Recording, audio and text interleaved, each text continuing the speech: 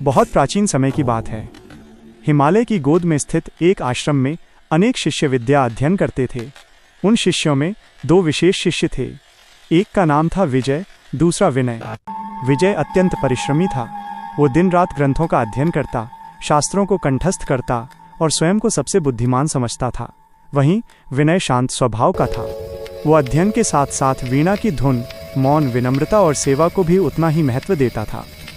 एक दिन गुरुदेव ने घोषणा की, जो शिष्य सच्चे ज्ञान का अधिकारी होगा उसे स्वयं माता सरस्वती का आशीर्वाद प्राप्त होगा। ये सुनकर विजय के मन में अहंकार भर गया। उसने सोचा, मुझसे अधिक ज्ञानी यहाँ कौन हो सकता है। रात्रि में विजय ने भारी भरकम शास्त्रों का पाठ आरंभ किया, मंत्रोच्चार करने लगा, किंतु उसके मन में केवल प्रदर्शन की भावना थी।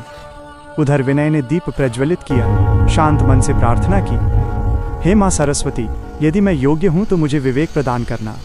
अचानक आश्रम में दिव्य प्रकाश फैला। श्वेत वस्त्रों में वीणा धारण किए माता सरस्वती प्रकट हुईं। सभी शिष्य नतमस्तक हो गए।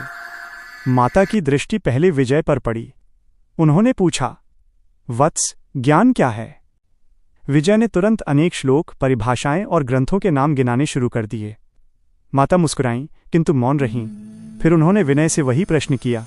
विनय ने हाथ जोड़कर कहा, माँ, ज्ञान वो है जो अहंकार को मिटा दे, विवेक जगाए और मनुष्य को विनम्र बनाए।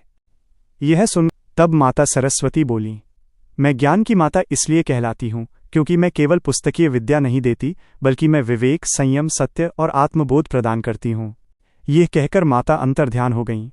उस दिन से विजय भी समझ गया कि ज्ञान का जन्म अहंकार से नहीं, माँ सरस्वती की कृपा और साधना से होता है।